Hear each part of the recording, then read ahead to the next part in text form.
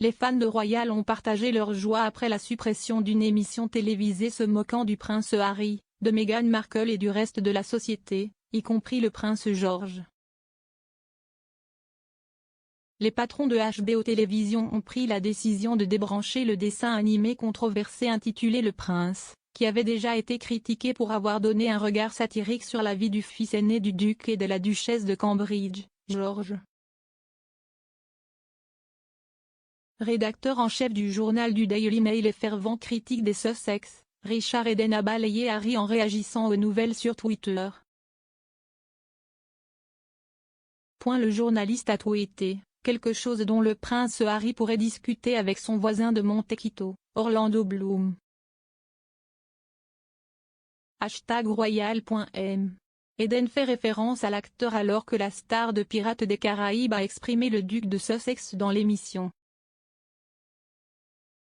De nombreux fans royaux se sont réjouis de la nouvelle, certains critiquant l'émission, malgré le fait qu'elle n'ait jamais été diffusée au Royaume-Uni. Un compte de fans de William et Kate appelé The Cambridge a écrit « Tellement heureux que cet horrible dessin animé ait été annulé. Il n'aurait jamais dû être diffusé de toute façon. » Un autre a ajouté « Bien. C'était un mauvais spectacle. » Tandis qu'un troisième écrivait « Je devrais le penser aussi. C'était insultant. Absolument idiot. Michael Portillo a eu de gros ennuis avec le duc d'Édimbourg. Alors qu'il était secrétaire à la Défense, Michael Portillo a ressenti la colère du prince Philippe après avoir pris part à une décision qui a conduit à la mise en service du Royal Yacht Britannia après 22 ans. Le prince Philippe l'a ensuite qualifié d'« absolument idiot ». Le correspondant royal du Daily Mail, Robert Hardman, a écrit en 2011. Le secrétaire à la Défense de l'époque, Michael Portillo, a élaboré une nouvelle politique et l'a fait passer devant un cabinet fatigué. S'il était réélu, les conservateurs construiraient un nouveau yacht royal. Cependant, M. Portillo avait omis de suivre une convention importante concernant les questions royales. Il n'a pas réussi à clarifier le plan avec l'opposition travailliste. Ainsi, jour après jour sur la piste électorale, des politiciens travaillistes à l'ancienne comme John Prescott ont vanté avec joie la mise au rebut de ce qui était présenté comme un jouet de millionnaire. Le fait que Britannia ait été commandée à l'origine par un premier ministre travailliste, Clement Attlee, n'a jamais été mentionné. Comme le duc d'Édimbourg l'a fait observer quelques années plus tard, Portillo s'est impliqué et en a fait tout un B. Absolument idiot. Le déménagement potentiel du prince Andrew en Écosse pour garder un profil bas. Le prince Andrew pourrait envisager de déménager en Écosse pour éviter l'examen public, selon un initié royal. Cette nouvelle survient après qu'il a été révélé que la reine aidera à payer le règlement qu'il a conclu avec Virginia Giuffre.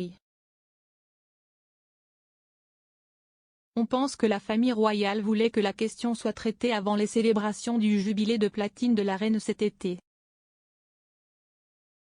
L'expert royal Ingrid Seward a déclaré à GB News « Il est damné quoi qu'il fasse, je pense qu'il ne peut pas s'en débarrasser.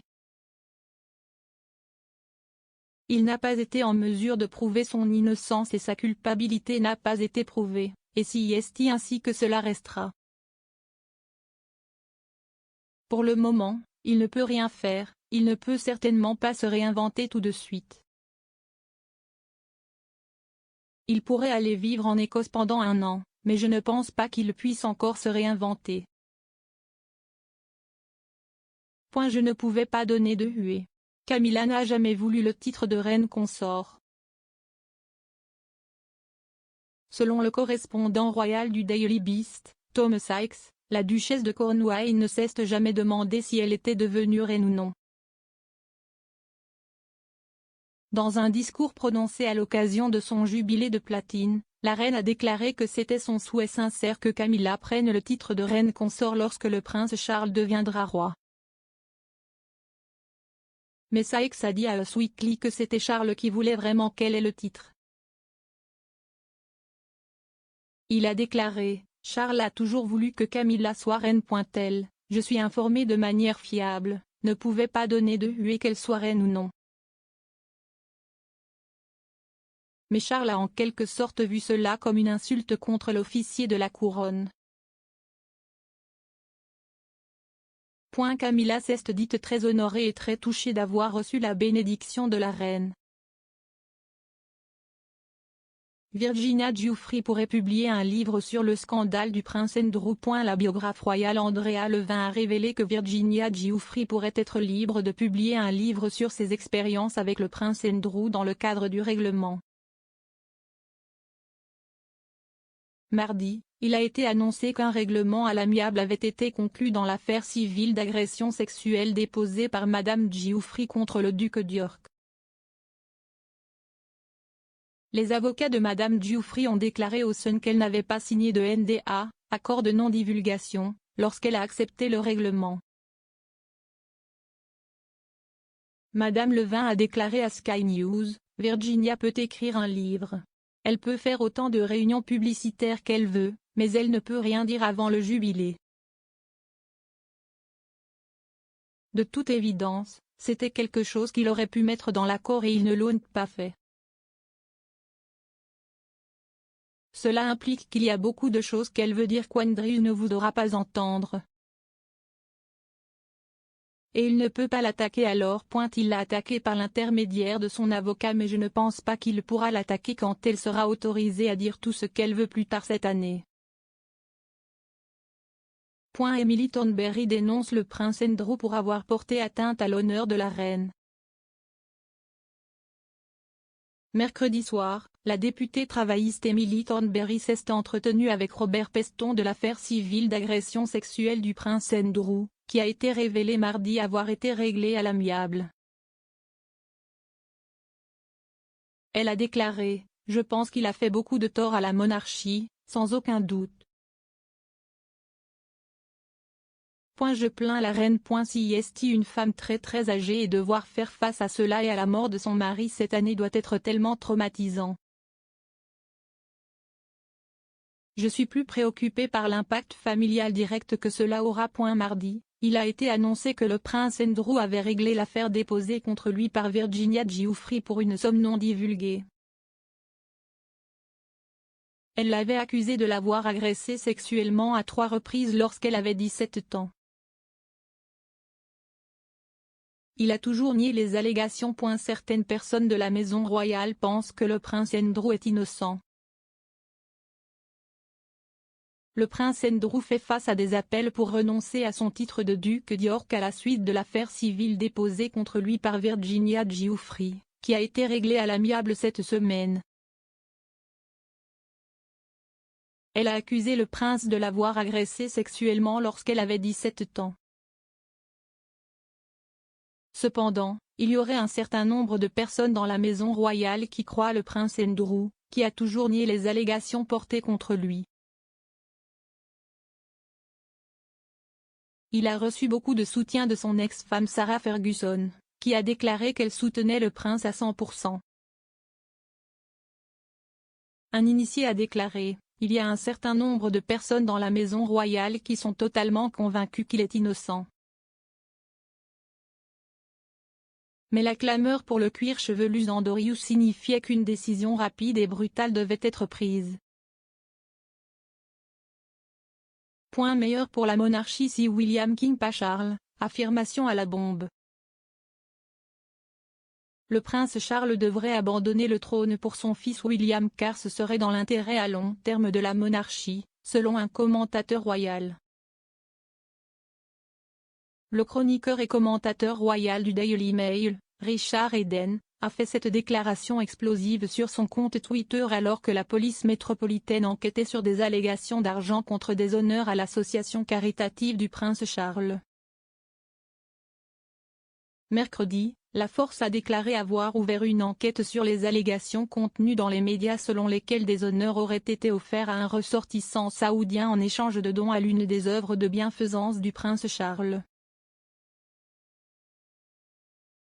En novembre, Michael Fawcett, bras droit du prince Charles pendant des décennies, a démissionné de son rôle à la tête de l'association caritative Royal The Prince Foundation.